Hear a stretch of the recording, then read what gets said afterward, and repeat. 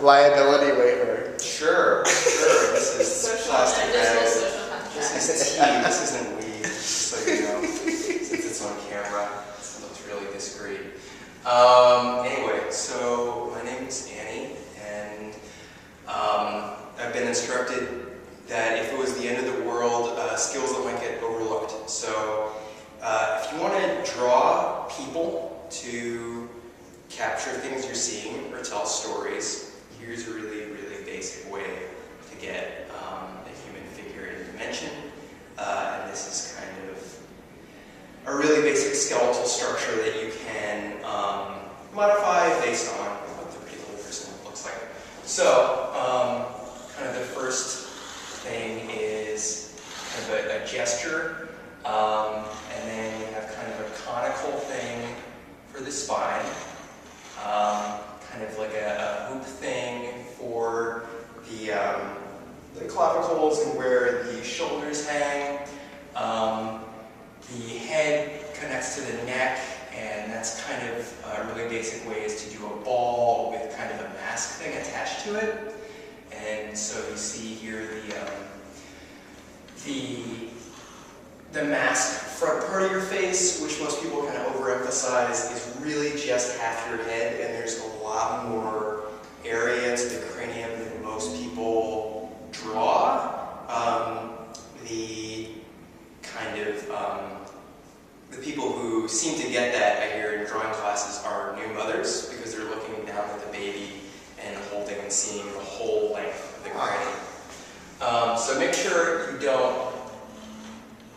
you get that cranium, because otherwise you get a face without a brain. And then from that kind of halfway connecting point, you have eyes, halfway in between, you have a line for the nose, kind of a third in between that, you have the nose, and then maybe 2/3 in between that you have the mouth.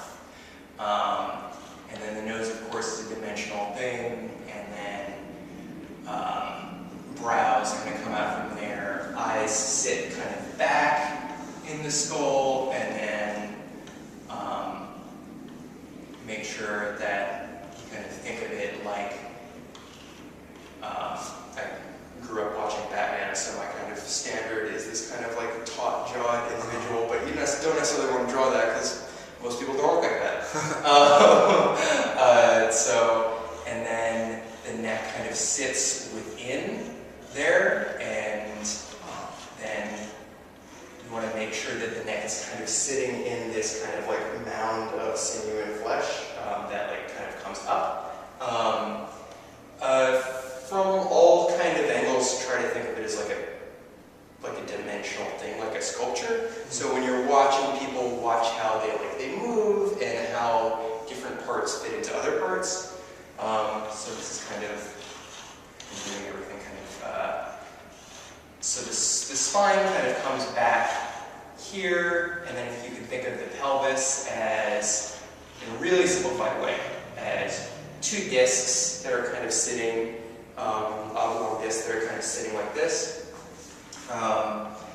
And then from the center of those points, a little bit of a jutting out for where the hip bone connects to the leg. And then first, and then the second part of the leg. This is probably going to look pretty Frankenstein together because I've been drawing all these pieces separately and talking while I'm drawing.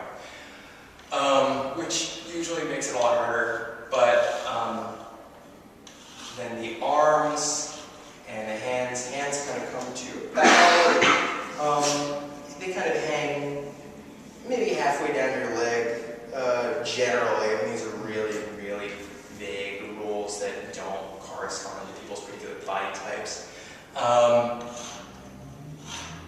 But generally the hands kind of hang, the fingertips kind of hang halfway down the leg. Also I have stumpy legs, that's a particularity of my body, so I tend to draw people with stumpy legs. Make sure that you're drawing other people besides yourself as well as yourself. Feet, there we go, that's better. Oops, kind of jutting into this house. But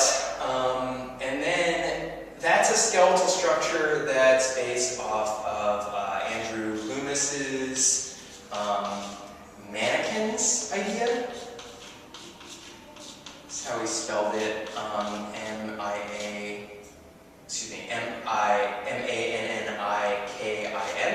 which is just how he, his really basic version of anatomy for artists, really kind of just what you need to know to get a really basic structure in place, which you can then augment with observation from your own body, from other people, from models. But you know, you want to be, especially if you're making like comic books, you want to be able to just make things from the ground up without having to look at people, of course.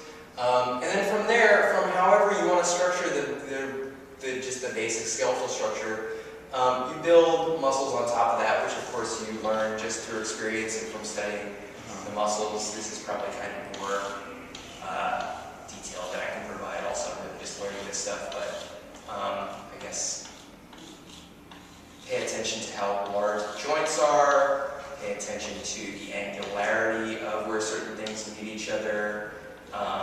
It's never totally angular, it's never totally curved with the human body. Pay attention to where things are concave and convex. Make sure the wrist, look at the joints. Wrists and knees are really their own like kind of systems and have their own kind of shapes and have a lot more heft and weight to them than you might think when you're thinking about them. And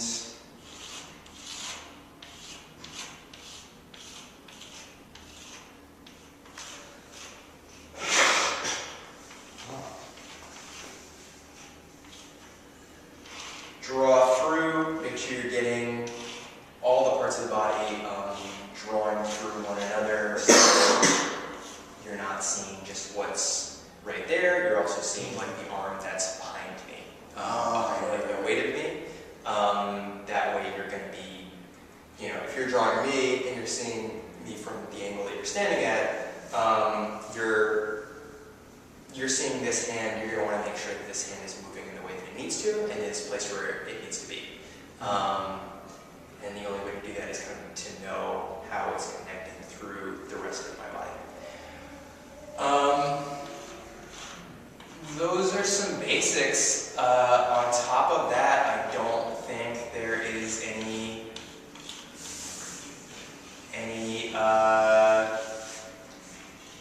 I mean, there's a lot of tricks, but it's really just looking at people, and it's looking at drawings. Make sure you're doing, I'm not doing any values here because this is a mess, but it's looking at people and it's looking at drawings. There is a lot to be gained from copying drawings from great artists from whenever, and I think that's a really kind of bypassed learning skill, because if you're a musician or you're a singer, you know, everybody just covers songs, everybody sings along with the radio. But if you're an artist, you're not necessarily copying artworks like every day. But if you're a singer, you're singing along with the radio like every single day. Yeah, that's like all this knowledge that you amass, and it's a way to get into the swing of things really easily, and kind of, you know, other people have solved so many of these problems before you. You can learn from them in a really basic way and kind of like forget about the problems that you have to conquer in your own work. Conquer is a bad word for it, but the problems that you have to face in your own work about composition and staging, how the figures are staged, lighting. You can kind of deal with how other artists dealt with them first. And then you can get into the groove of things really easily, because so much of it is about just confidence, and I find, and like knowing that you can do it. Right, so, and practice, right? Yeah, and like to be copying a great drawing by like Michelangelo or Frida Kahlo or whoever, when you're doing that, and tracing also, like when you're doing that, like you know you're making a great